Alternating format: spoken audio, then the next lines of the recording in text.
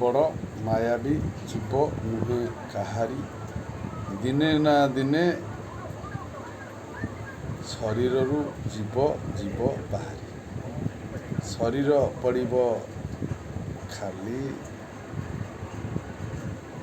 ସର୍ବେ ଏକାକାର ହୋଇ ଟେକି ନେଇଯିବେ ଶ୍ମଶାନ ଘାଟ ବା କବର ସ୍ଥାନକୁ। ନାଇଁ, ଶ୍ମଶାନ ଘାଟ ହଉ ବା କବର ସ୍ଥାନ ହଉ ବା ଯାହାର ଯେଉଁ ଧର୍ମ ସେଠି ଟେକି ନେବାଟା ଭୟ। 15 ବର୍ଷରେ ଅଙ୍ଗରମତା ନିଶ୍ଚିତ ମାଫ ଅଛି।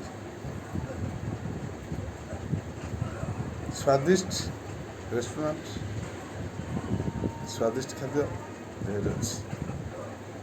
ଖାଇବା କେଉଁ ସମୟରେ ଖାଇବା, କେଉଁ ସମୟ ମାନେ ଖାଇବାର ତ ମାନେ ବିପଦ, କିନ୍ତୁ ସେ ଯେଉଁ ସ୍ୱାଦ,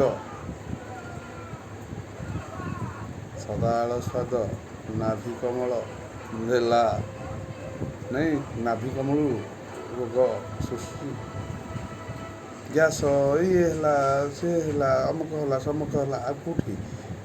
କେବଳ ନାଭି କମଳ ରଖିଲ 10 ବାଟ ସୂଚି ମୁନା ଦୁଆରେ, ଲଗାଇଲ କବାଟ ଧକ ଧକ ଧକ ଧକ, ମା ତେଲ ଦଉଥିଲା ସେଇଥିପାଇଁ। ମା ମାଲପା ହଳଦୀ ବାପା କାନ୍ଧ ଉପରେ ବସିକି ବୁଲିବ, ହିଟରେ ପୁଅ, ହିଟରେ ପୁଅ, ସିଟରେ। କିନ୍ତୁ ମା ଶାଳରୁ ତେଲ ମାରି ମାରି ଘଷି ଆସିଛି ପୁଅକୁ। ମା ଚିହ୍ନିଛି ବାପକୁ। ଜଗତର ନାଥ ଜଗନ୍ନାଥ